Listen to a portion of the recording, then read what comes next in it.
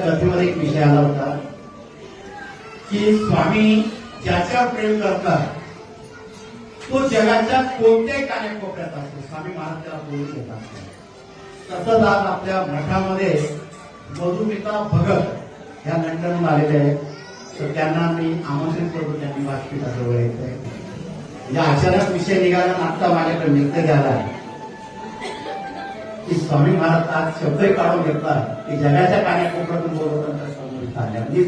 ब्रह्मांड नाही, एवढ्या लांबचा प्रवास करून त्या खास स्वामींना भेटायला येत्या नामाला.